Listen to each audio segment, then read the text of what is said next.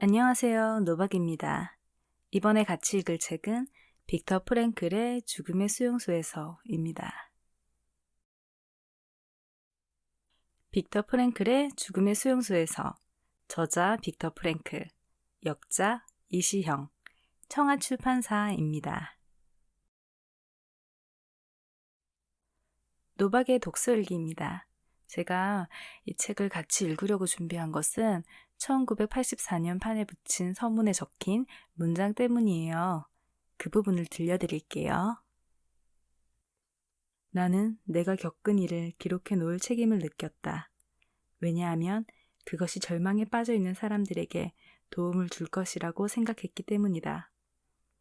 이제까지 내가 썼던 여러 권의 책 중에서 처음에는 익명으로 출판하려고 했고, 그래서 저자의 명성에 별다른 도움이 안 될 것이라고 생각했던 바로 이 책이 이렇게 커다란 성공을 거두었다는 것은 참 이상하고도 놀라운 일이다. 평소에 나는 유럽 학생들과 미국 학생들에게 거듭해서 이렇게 타이르곤 한다. 성공을 목표로 삼지 말라. 성공을 목표로 삼고 그것을 표적으로 하면 할수록 그것으로부터 더욱더 멀어질 뿐이다. 성공은 행복과 마찬가지로 찾을 수 있는 것이 아니라 찾아오는 것이다. 행복은 반드시 찾아오게 되어 있으며 성공도 마찬가지이다. 그것에 무관심함으로써 저절로 찾아오도록 해야 한다. 나는 여러분이 양심의 소리에 귀를 기울이고 그것이 원하는 대로 확실하게 행동할 것을 권한다. 그러면 언젠가는, 얘기하건대 언젠가는 정말로 성공이 찾아온 것을 보게 될 날이 올 것이다. 왜냐하면 여러분이 성공에 대해 생각하는 것을 잊어버리고 있었기 때문이다. 친애하는 독자들에게 말하건대 앞으로 전개될 이야기에서 나는 아우슈비츠에서의 체험에서 얻은 교훈을 보여줄 것이다. 저는 이 문장이 너무 좋았어요. 나는 내가 겪은 일을 기록해 놓을 책임을 느꼈다. 왜냐하면 그것이 절망에 빠져 있는 사람들에게 도움을 줄 것이라고 생각했기 때문이다. 다들 성공을 위한 목표를 세우고 달성하는 것을 더 중요시 여기죠. 그런데 빅터 프랭클은 그렇지 않다고 말해요. 이 책은 제목에서 추측할 수 있듯이 저자인 빅터 프랭클이 수용소에서 겪은 경험과 사유를 담고 있어요. 물론 번역을 해주신 이시영님의 문장이 담담하고 간결한 덕분도 있지만 그리 감정에 호소하고 있다는 생각이 들지 않았어요. 나는 이런 경험을 했어. 이런 상황에 있었어. 나를 알아줘. 내 상황을 슬퍼해줘. 같이 감정에 호소하지 않아서 더 그 상황이 생생하게 와닿는다고 생각을 했습니다. 그리고 이런 경험은 우리가 할 수 있는 것이 아니에요. 해서도 안 되는 거고요. 그래서 알 필요가 없는 것일까요? 아니겠죠. 다시 그런 상황을 겪지 않기 위해서 저는 알아야 한다고 생각을 해요. 그래서 같이 읽었으면 하고 생각을 했습니다. 책을 소개하는 데에는 누구나 찾을 수 있게 공개된 정보와 출판사를 통해 인용 및 낭송 허락을 받은 본문을 사용하고 있습니다. 책 소개를 허락해 주셔서 진심으로 감사드립니다. 먼저 저자와 역자에 대해서 알아볼게요. 이 책은 특히 저자의 경험이 담겨 있기 때문에 저자에 대한 이해가 중요하다고 저는 생각을 했습니다. 책에 수록되어 있는 저자 소개입니다. 빅터 프랭클, 1905년 오스트리아 빈에서 태어나 빈 대학에서 의학 박사와 철학 박사를 받았다. 프로이트의 정신분석과 아들러의 개인 심리학에 이은 정신요법, 제3학파라 불리는 로고테라피 학파를 창시했다.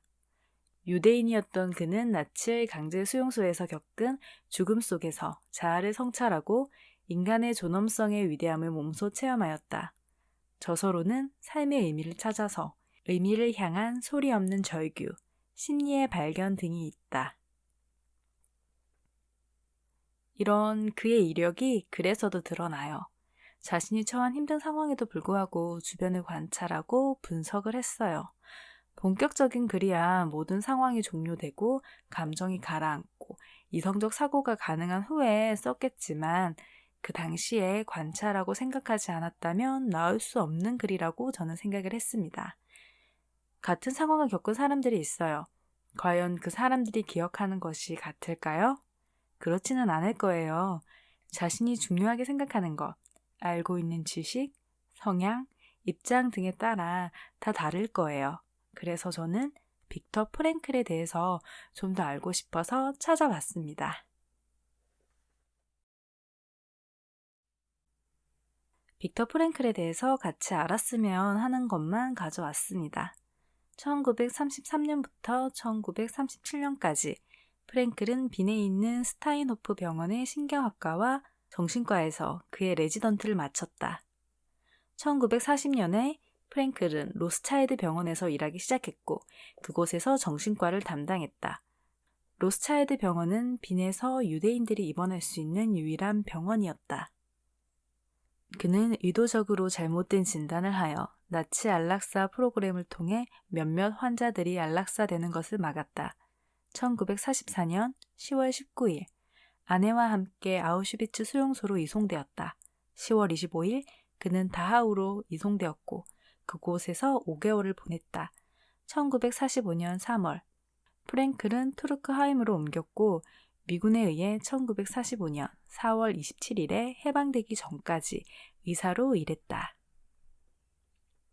빅터 프랭클은 의학 중에서도 정신과를 담당했어요. 잘못된 진단으로 환자들이 안락사되는 것을 막기도 했고요. 제가 읽은 책 중에 러시아 작가 솔제니친의 이반 데니소비치의 하루가 있어요. 솔제니친은 러시아인이고 전쟁 포로로 8년을 보냈어요. 그리고 그는 그 시간을 독서로 버텼고요. 빅터 프랭클은 의사이고 유대인이고 6개월가량을 수용소에서 보냈어요. 그중 마지막 몇 주만 의사로 일을 했고요. 이반 데니소비치의 하루는 소설이에요. 죽음의 수용소에서는 수필이고요. 그런데 두 사람이 상황을 바라보는 시각이 조금 달라요. 저는 그 차이가 빅터 프랭클이 정신과 의사라는 것과 유대인으로서 수용소에서 겪게 된 상황, 죽음에 대해 느끼는 감정이 다르지 않을까 추측을 해봤습니다. 수용소에 있는 동안 의사라는 입장에서 일을 하지 않았다고 해도 무의식 속에 그동안의 삶을 살면서 세상을 바라보는 시각, 관심사, 중요하다고 생각되는 가치 등은 그대로 남아있을 거예요. 그리고 빅터 프랭클이 수감되어 있던 수용소는 유대인을 학살하기 위해 운영했던 곳입니다. 언제 죽을지 모르는 상황에서 죽음의 공포와 노동에 시달려야 했어요.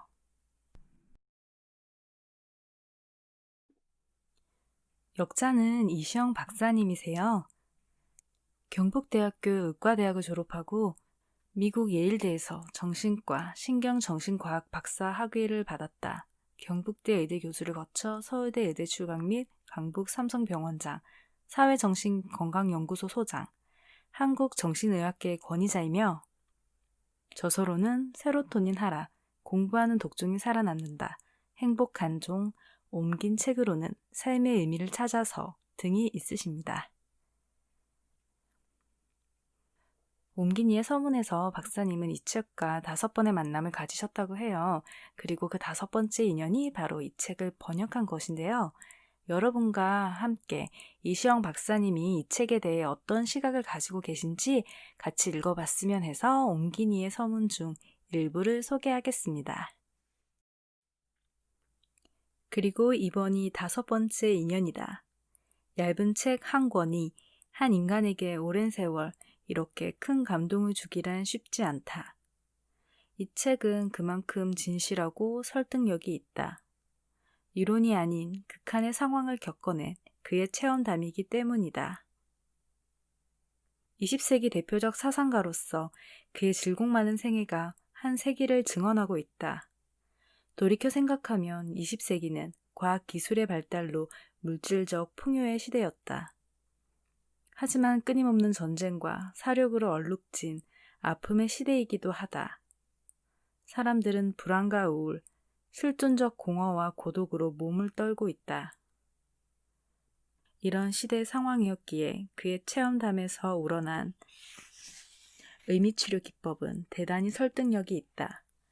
지옥보다 더한 극한의 상황에서도 남을 배려하는 따뜻하면서 유머러스한 말 한마디와 빵 한 조각을 나누어 주는 고귀한 인간의 혼을 지켜본다.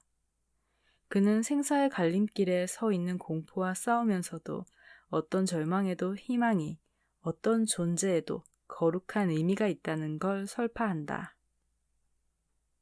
그는 수용소 네 곳을 전전하면서도 끝까지 삶의 품위를 잃지 않고 성자처럼 버티어나가 육체적으로 정신적으로 건강하게 생활해온 산 증인이다. 지난 1997년 92세의 삶을 마칠 때까지 그의 영혼은 호수처럼 맑았다고 후학들은 전하고 있다.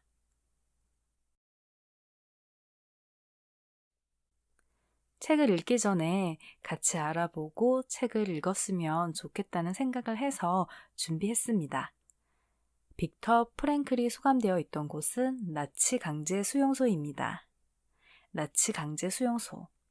아돌프 히틀러 치하 나치 독일이 제2차 세계대전 이전 및 전쟁 기간 동안에 강제 노동 및 대량 학살을 위하여 독일 국내 및 유럽 점령지에 설치하고 운영한 수용소.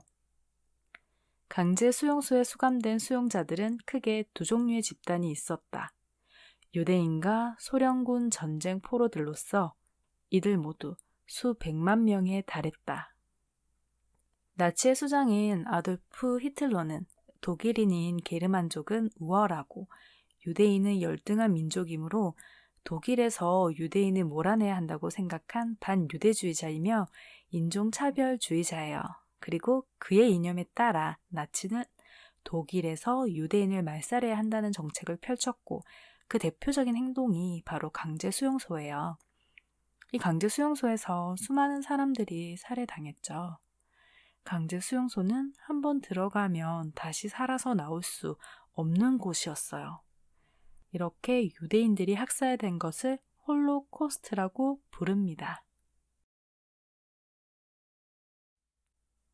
이 책의 전반적인 내용을 알아보기 위해서 알라딘 책 소개를 가져왔습니다. 20세기를 대표하는 사상가이자 정신의학자인 빅터 프랭클의 자전적인 에세이. 나치 강제 수용소에서 겪은 참혹한 고통을 건조하고 담담한 시선으로 수레한다.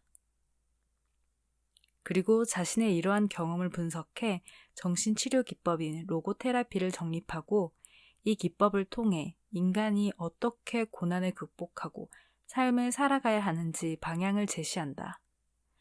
인간다움이란 무엇인가, 삶의 의미란 무엇인가에 대해 심리적으로 접근하며 읽는 이에게 깊은 감동을 전한다.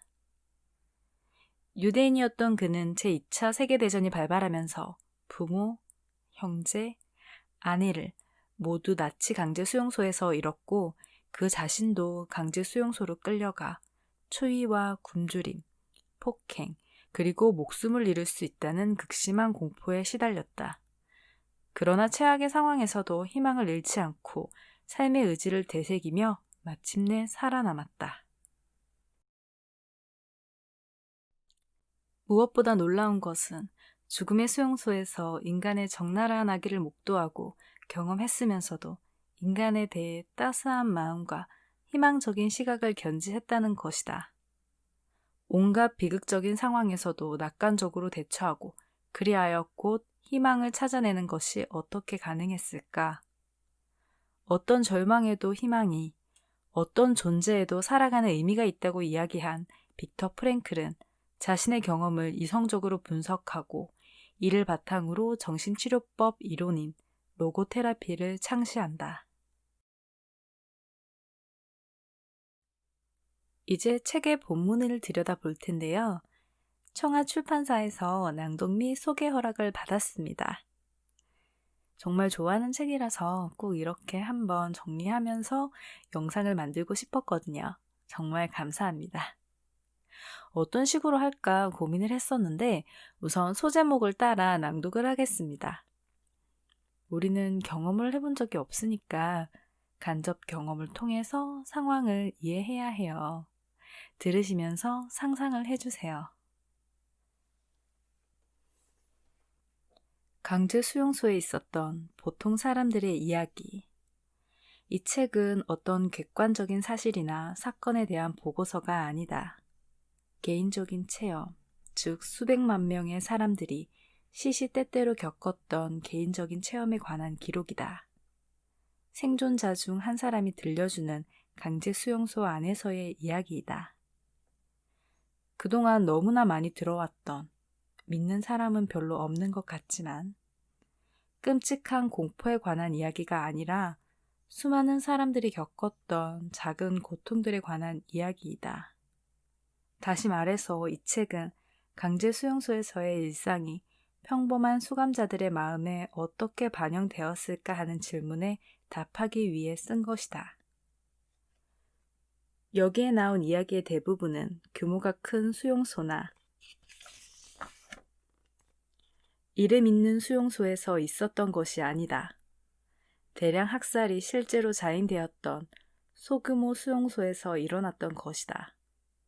또한 이 이야기는 위대한 영웅이나 순교자의 고난과 죽음에 관한 이야기가 아니며 관리인 행세를 하며 특권을 누렸던 카포들이나 유명한 수감자들에 관한 이야기도 아니다. 저명인사의 실현에 관한 이야기가 아니라 이름도 없이 기록도 없이 죽어간 수많은 사람들의 희생과 시련, 그리고 죽음에 관한 이야기이다. 소매의 신분을 구별해주는 특별한 표시조차 달지 못한 채 카포들의 멸시를 받았던 보통 수감자들의 이야기이다. 카포, 우리 안의 또 다른 지배자. 보통 수감자들에게 먹을 것이 아주 조금 있거나 아예 없을 때에도 카포들은 절대로 굶는 일이 없었다. 그들 인생 전체를 놓고 보았을 때 카포들은 오히려 수용소에 있을 때 가장 영양 섭취를 잘한 것으로 알려져 있다. 감시하는 병사들보다도 나치 대원들보다도 카포들이 수감자들에게 더 가혹하고 악질적인 경우가 많았다. 물론 카포들은 수감자 중에서 뽑았다. 수감자 중에서 이런 일을 하기에 적합한 성격을 가졌다고 인정이 되면 카포로 뽑혔고 기대했던 대로 일을 잘 해내지 못하면 즉시 쫓겨났다. 일단 카포가 되면 그들은 금세 나치 대원이나 감시병들을 닮아갔다. 따라서 이들의 행동을 판단할 때에는 나치 대원이나 감시병들과 같은 정신의학적 기준을 가지고 판단해야 할 것으로 본다. 치열한 생존 경쟁의 각축장. 수용소 생활을 경험해보지 못한 사람들은 수용소 생활에 대해 그릇된 생각, 즉 감상이나 연민을 갖기 쉽다. 하지만 밖에 있던 사람들은 당시 수감자들 사이에서 벌어졌던 생존을 위한 치열한 싸움이 무엇을 의미하는지 전혀 모른다. 그것은 일용할 양식과 목숨, 그 자체를 위한 투쟁이자 자기 자신과 사랑하는 친구를 구하기 위한 피 비린내 나는 투쟁이었다. 이제 일정한 수의 수감자를 다른 수용소로 이동시킨다고 공식적인 발표가 났을 경우를 살펴보자. 그러면 사람들은 그 최종 목적지가 당연히 가스실일 것이라고 생각한다. 수감자 중에 병에 걸렸거나 쇠약해서 일을 할 수 없는 사람들을 뽑아 가스실과 화장터가 있는 큰 수용소로 보내는 경우가 종종 있기 때문이다. 그 해당자를 가리는 과정이 꼭 개별적인 수감자들 사이에 혹은 수감자 집단 사이에 벌어지는 무차별적인 싸움의 도화선이 된다. 그들에게 중요한 것은 희생자 명단에서 자기 자신의 이름이나 친구의 이름을 지우는 것이다. 한 사람을 구하려면 다른 사람을 희생시켜야 한다는 것을 뻔히 알고 있으면서도 말이다. 수송을 할 때마다 수송 인원은 정해져 있었다. 수감자들에게는 모두 번호가 있었고 그들은 번호 이상의 의미를 갖지 못했다. 때문에 누가 수송이 되느냐는 별로 문제가 되지 않았다. 수용소로 들어올 때 적어도 아우슈비츠에서는 그랬다. 수감자들의 신상을 적은 기록은 소지품과 함께 압수되었다. 따라서 수감자들은 가짜로 이름이나 직업을 댈 수 있었으며 여러 가지 이유로 실제 이렇게 하는 수감자들이 많았다. 수용소 당국이 관심을 갖는 것은 잡혀온 사람들의 번호였다. 이 번호는 수감자의 살갗에 문신으로 새겨지거나 밭이나 윗도리 혹은 외투에 수놓아졌다. 감시병이 어떤 수감자를 벌주고 싶다고 생각하면 그저 그 번호를 헤일 듯 그 눈초리를 얼마나 무서워했던가. 보기만 하면 그만이었다. 그는 절대로 이름을 물어보지 않았다. 그렇다면 이제 곧 수송대의 처지에 놓인 수감자들을 살펴보자. 그들에게는 도덕적이고 윤리적인 문제에 대해 관심을 기울일 여유도 없고 또 그러고 싶은 생각도 없다. 모든 사람들이 오로지 한 가지 생각에만 사로잡혀 있다. 집에서 자기를 기다리고 있을 가족을 위해 살아남아야 한다는 생각. 아니면 이제 곧 끌려갈 친구의 목숨을 구해주어야 한다는 생각뿐이다. 그래서 그는 주저하지 않고 자기를 대신할 다른 사람, 즉 다른 번호를 수송자 명단에 집어넣는다. 앞에서 이미 말했지만 카포는 인간의 부정적인 측면을 기준으로 선발한 사람이다. 수감자 중에서 가장 성질이 난폭한 사람에게 이 일이 돌아갔다. 운 좋게 가끔 예외적인 경우가 있기도 하지만 나치 대원들에 의해 행해지는 이런 카포 선발과는 별도로 수감자들 사이에서도 시시때때로 자체 선발이 행해지고 있었다. 이 수용소에서 저 수용소로 몇 년 동안 끌려다니다 보면 결국 치열한 생존 경쟁 속에서 양심이라고는 눈꼽만큼도 찾아볼 수 없는 사람들만 살아남게 마련이다. 그들은 수단과 방법을 가리지 않을 각오가 되어 있는 사람들이었다. 자기 목숨을 구하기 위해 잔혹한 폭력과 도둑질은 물론 심지어는 친구까지도 팔아넘겼다.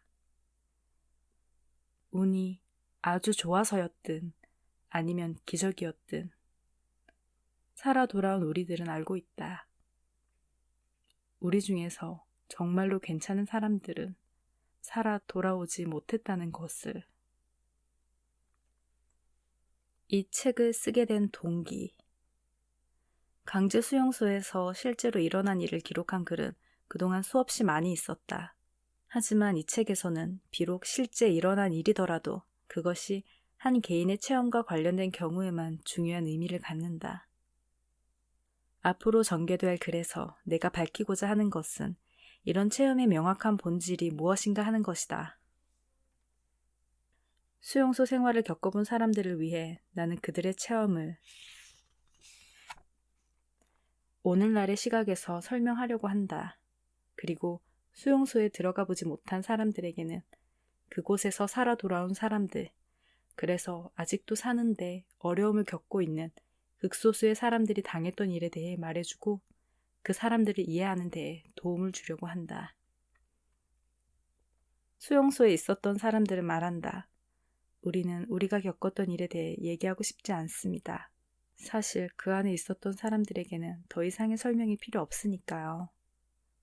그리고 밖에 있었던 사람들은 우리가 그때 무엇을 느꼈는지, 그리고 지금은 무엇을 느끼고 있는지 잘 모릅니다. 이 주제를 논리정연하게 설명한다는 것은 매우 어려운 일이다. 왜냐하면 정신의학은 과학적인 객관성을 필요로 하기 때문이다. 하지만 자기 자신이 수감자로 갇혀 있으면서 이 모든 것을 목격한 사람이 과연 객관적인 시각을 가질 수 있을까? 밖에 있었던 사람들이라면 물론 그런 공정한 시각을 가질 수 있다. 하지만 그들은 진정한 가치를 지닌 증언을 하기에는 문제의 핵심에서 너무 멀리 떨어져 있었다. 오로지 그 안에 있었던 사람만이 알고 있다. 그의 판단이 객관적이지 못할 수도 있다. 그의 평가가 지나칠 수도 있다. 하지만 이것은 불가피한 일이다.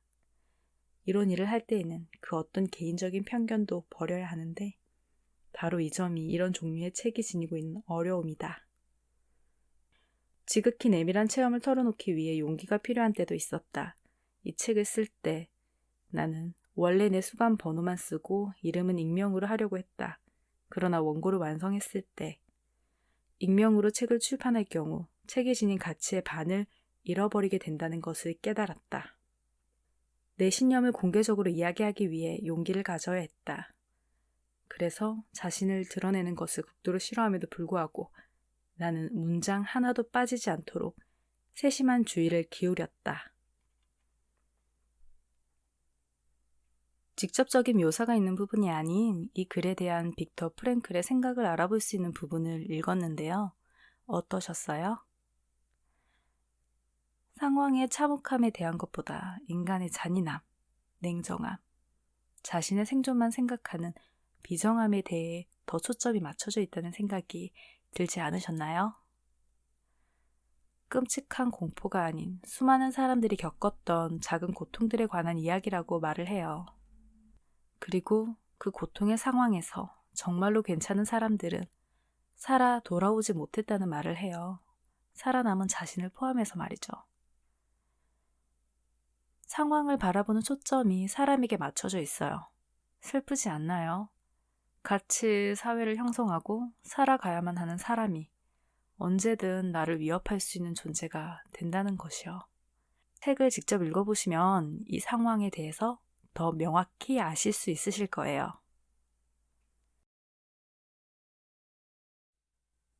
이런 상황 속에서 어떻게 견딜 수 있었는지에 대해 알 수 있는 부분을 소개합니다. 미래에 대한 기대가 삶의 의지를 불러일으킨다. 수용소에서 수감자가 입은 정신병리적 상처를 정신요법이나 정신위생학적 방법을 이용해 치료하려면 그가 기대할 수 있는 미래의 목표를 정해줌으로써 내면의 힘을 강화시켜 주어야 한다. 수감자들 중에 몇 사람은 본능적으로 자기 스스로가 그런 목표를 찾아내기도 한다.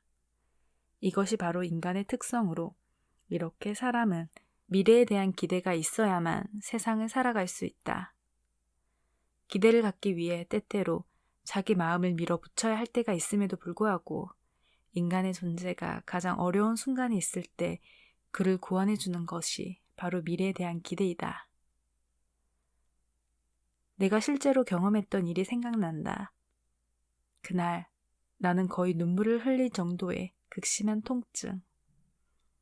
찢어진 신발 때문에 발에 심한 종기가 생겼다.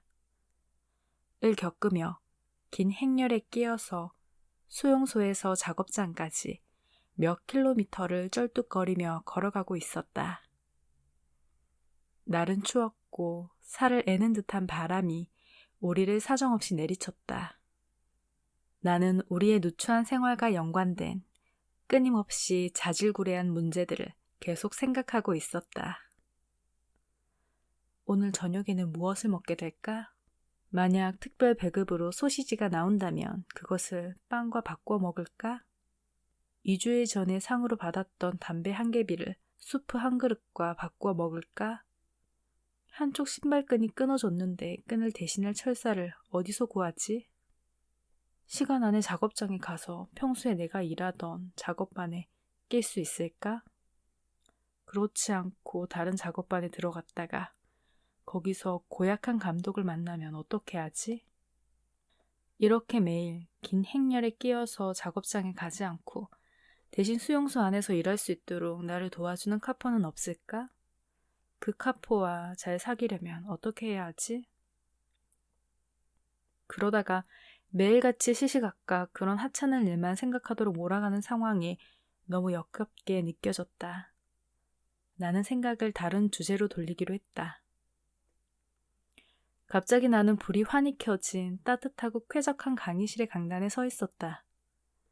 내 앞에는 청중들이 푹신한 의자에 앉아서 내 강의를 경청하고 있었다. 나는 강제 수용소에서의 심리 상태에 대한 강의를 하고 있었던 것이다.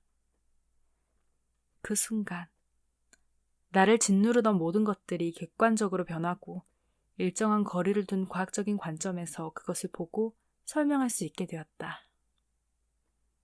이런 방법을 통해 나는 어느 정도 내가 처한 상황과 순간의 고통을 이기는 데 성공했고 그것을 마치 과거에 이미 일어난 일처럼 관찰할 수 있었다. 나 자신과 문제는 내가 주도하는 흥미진진한 정신과학의 연구 대상이 되었다. 스피노자가 그의 윤리학에서 무엇이라고 했던가? 감정, 고통스러운 감정은 우리가 그것을 명확하고 확실하게 묘사하는 순간에 고통이기를 멈춘다. 미래, 그 자신의 미래에 대한 믿음을 잃어버린 수감자는 불운한 사람이다. 미래에 대한 믿음을 잃어버리는 것과 더불어 그는 정신력도 상실하게 된다. 그는 자기 자신을 퇴화시키고 정신적으로나 육체적으로 퇴락의 길을 걷는다. 일반적으로 이런 현상은 아주 갑자기 위기의 형태를 띠고 일어난다. 수용소 생활을 해본 사람들은 이런 징후에 아주 익숙해져 있다. 우리 자신 때문이 아니라 별 의미가 없기는 하지만 우리 친구 때문에 우리는 모두 이 순간을 두려워했다. 대체로 이런 현상은 아침에 수감자가 옷 입고 세수하는 것을 거부하거나 아니면 연병장으로 나가는 것을 거부하는 것으로 시작된다. 간청과 주먹질, 위협도 효과가 없다. 그냥 누워서 거의 움직이지 않는다. 만약 이런 위기가 병 때문에 생긴 것일 경우 그는 병실로 옮겨지는 것을 거부하고 그 밖에 도움이 되는 그 어떤 것도 거부한다. 그냥 포기해버리는 것이다. 자기가 쌓은 배설물 위에 그냥 그렇게 누워 있으려고만 한다. 세상 어떤 것부터로도 더 이상 간섭받지 않고 정신의 붕괴가 얼마나 무서운지 한번 생각을 해보신 적이 있으신가요? 심리학에 관심이 있으신 분이라면 이 실험에 대해서 들은 적이 있으실 거예요. 사형수를 묶어놓고 손목에 칼로 베는 듯한 느낌이 들게끔 하고 그 위에 물을 한 방울씩 떨어뜨려 손목에서 피가 떨어지는 것처럼 착각을 하게 한 그 실험 말이에요. 그 결과 피실험자들은 다 심정지로 죽었다고 하죠. 그만큼 사람의 생각은 대단한 힘을 지니고 있어요. 삶을 포기하는 사람과 그럼에도 살아야 한다. 살아서 아내를 만나고 원고를 완성해야 하고 강단에 서고 싶다는 그의 생각이 삶의 의지를 불러오고 사람이 살아갈 수 있는 힘이 된다는 빅터 프랭크의 말을 꼭 전하고 싶었습니다. 같이 읽고 싶었습니다.